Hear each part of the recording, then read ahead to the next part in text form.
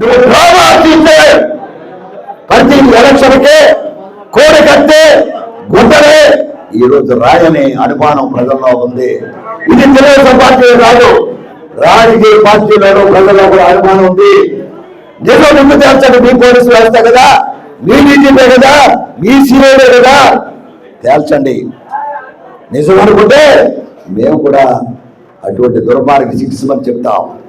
అంతే తప్ప డ్రామాలు ఆలోచన జగన్మోహన్ రెడ్డికి ఎంత చేస్తున్నాం. ప్రతి ఎలక్షన్లలో ఒక్కొక్క డ్రామా ఆడుతూ ఉన్నాం. ప్రజల్ని మోసం పెట్టే, ప్రజల్ని తప్పు పెట్టి వేయించుకోవడానికి ప్రయత్నం చేస్తా ఉన్నాం. ఇది అప్రజాస్వామ్యం అని చెప్తా ఉన్నాం. మీ అందరికీ ఒకటే చెప్తా ఉన్నాం. ఎక్కువ టైం ఇంకా తీసుకోలేదు, ఒప్పుడు పోతా ఉంది. షుగర్ పేషెంట్లు కూడా ఉన్నారు. అంచేత మీ అందరికీ చెప్పేది ఉంటే, ఎలక్షన్ వచ్చింది. ఎలక్షన్లో మీ పవిత్రమైన ఓటుని ఆచి తూసి వెయ్యండి. ప్రజాస్వామ్య పరికరాలుగా ఇవాళ ఎంత అవకాశం ఉన్నా పవన్ కళ్యాణ్ గారు ఇండివిజువల్గా పోటీ చేయొచ్చు. ఓటులు ఇడకూడదని, ప్రజాస్వామ్య పరిరక్షించాలని పవన్ కళ్యాణ్ గారు తీసుకుని తెలుగుదేశం పార్టీ శీతల కమిటీ సందర్భంగా హృదయపూర్వక అభివృద్ధితో తెలియవచ్చుకుంటా ఉన్నాం.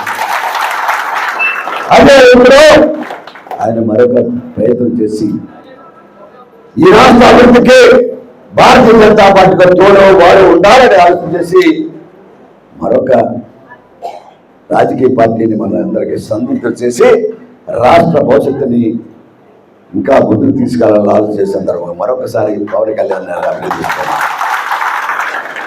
ఈ రకమైన పరిస్థితిలో ఈ రాష్ట్ర అభివృద్ధి, మన గ్రామాల అభివృద్ధి, మన రాష్ట్రాల అభివృద్ధి జరగాలంటే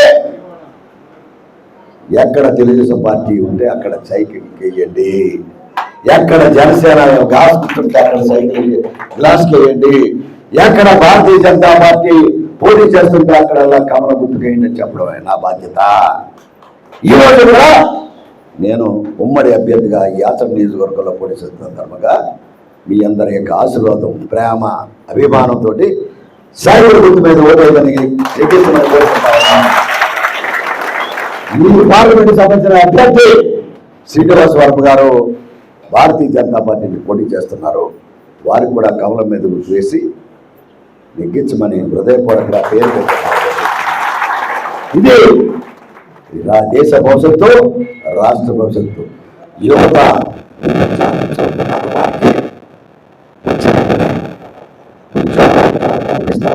చెప్తా ఉన్నాం. వచ్చిన ఫస్ట్ సిగ్నేచర్ ఉమ్మడి ప్రభుత్వం సంతకం చేయబోతుంది.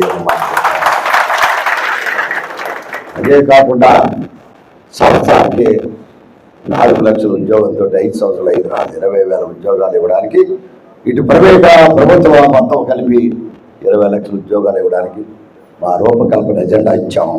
దాన్ని నమ్మదని చెప్పి ఈసారి కాకుండా మీ యొక్క భవిష్యత్తుని ముందుకు తీసుకెళ్తామనే మాట చెప్తా ఉన్నాం. మరొక విషయం, ఇవాళ బలహీన వర్గాల యొక్క సమావేశం కనుక చాలామంది తెలుగుదేశం పార్టీ తరఫున దాంట్లో భాగస్వామ్యం తీసుకున్న జనసేన కానీ, దాంట్లో భాగస్వామ్యం తీసుకున్న తెలుగు కొన్ని తీర్మానాలు మేము ముందుంచుతున్నాం. బలహీన వర్గాలకు ఇదివరకు చట్టం లేదు. బ్యాక్వర్డ్ క్లాస్ ఎస్సీ ఎస్టీకి సంబంధించిన చట్టం లాగా 34% ఉంటే జగన్మోహన్ రెడ్డి 24%లో కుదించుకున్న సందర్భంగా దాన్ని 34% చేయడానికి మా ప్రభుత్వం పూర్తిగా ప్రయత్నం చేస్తుంది. చేస్తుందని నమ్మకాన్ని చేస్తున్నాం. ఉదాహరణకి వల్లూరులో బీసీ కమ్యూనిటీలు ఇచ్చాం. 40 లక్షలు శాంక్షన్ చేసాం. శంకుస్థాపన కూడా చేశాను, అవ్వలే.